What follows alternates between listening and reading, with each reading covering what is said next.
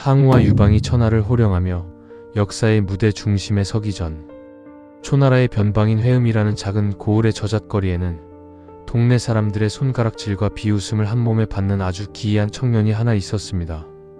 훗날 유방을 도와 초나라 항우를 멸망시키고 천하를 통일하게 될 전설적인 대장군 한신이 바로 그 주인공입니다.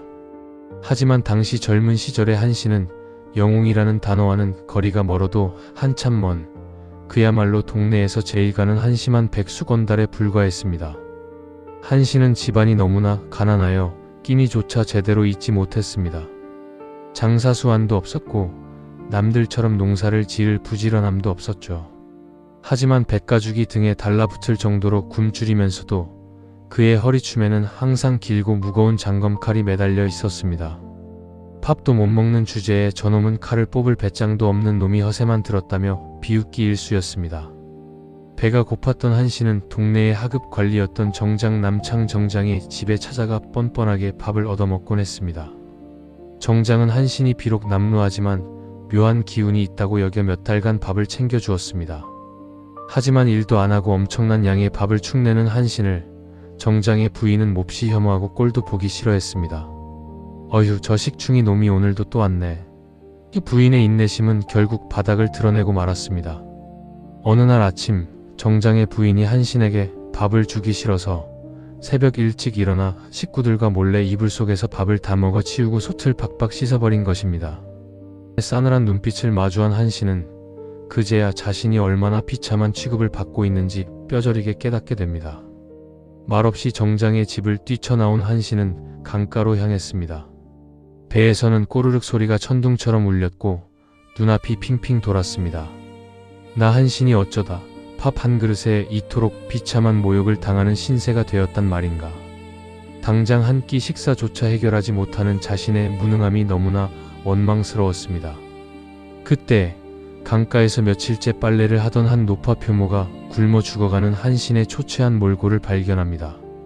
쯧쯧, 젊은이가 어쩌다 이 지경이 되었소. 어서 이 밥이라도 좀 드시구려. 한신은 체면도 잊은 채 노파가 준 밥을 허겁지겁 입에 밀어 넣었습니다. 그렇게 무려 수십일 동안 이 이름 모를 노파는 한신을 불쌍히 여겨 자신의 밥을 나누어 주었습니다. 기력을 회복한 한신은 훗날 제가 큰 인물이 되면 이 은혜를 잊지 않고 천금으로 반드시 보답하겠습니다. 그러자 온화했던 노파의 얼굴이 순식간에 차갑게 굳어지며 불호령이 떨어졌습니다. 이보시오 젊은이, 사내 대장부가 꼴이 불쌍해서 거두어준 것뿐인데 밥 몇 술에 무슨 보답을 바란단 말이오. 대장부라면 헛소리 그만두고 당신 앞가림이나 잘하시오. 노파의 일침은 한신의 심장에 날아와 꽂혔습니다. 며칠 뒤 한신은 굳은 결심을 하고 회음에 번화한 저잣거리를 걷고 있었습니다.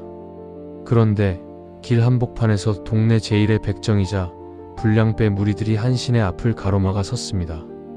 덩치가 산만한 불량배는 팔짱을 끼고 한신을 위아래로 후려보며 비아냥거렸습니다. 야 이놈아, 넌 허우대만 멀쩡하고 늘 큰 칼을 차고 다니지만 사실 속으로는 겁쟁이인 걸 내가 다 안다. 불량배는 구경꾼들이 많아지자 더욱 신이 나서 치명적인 모욕을 던졌습니다.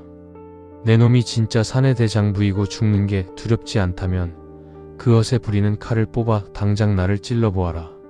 하지만 죽는 것이 두렵고 날 찌를 배짱조차 없다면 내 가랑이 밑으로 팍팍 기어서 지나가라. 불량배는 다리를 넓게 벌리고 우뚝 서서 한신을 윽박질렀습니다.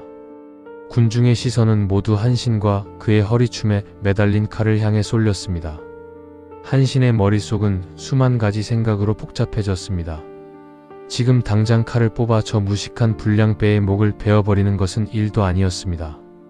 하지만 내가 저놈을 죽이면 나는 한낱 살인자가 되어 관아에 끌려가 처형당할 것이다. 천하를 호령하겠다는 나의 거대한 꿈이 저런 시정잡배 하나 때문에 쓰레기처럼 버려진단 말인가. 영웅은 분노를 다스릴 줄 아는 자였습니다. 칼자루를 쥐었던 손을 천천히 내려놓았습니다. 그리고 천천히 바닥에 무릎을 꿇고 엎드렸습니다. 구경꾼들 사이에서 웅성거리는 소리가 터져나왔습니다. 한신은 흙바닥에 얼굴을 묻고 불량배의 가랑이 사이로 천천히, 아주 천천히 기어서 빠져나갔습니다.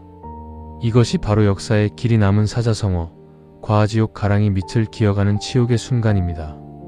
시장 바닥은 그야말로 조롱과 폭소가 터져나왔습니다. 으하, 저 겁쟁이 놈을 봐라.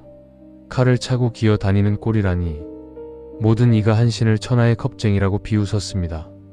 하지만 그의 표정은 수치심으로 일그러지기는커녕 오히려 소름 끼치도록 차분하고 담담했습니다.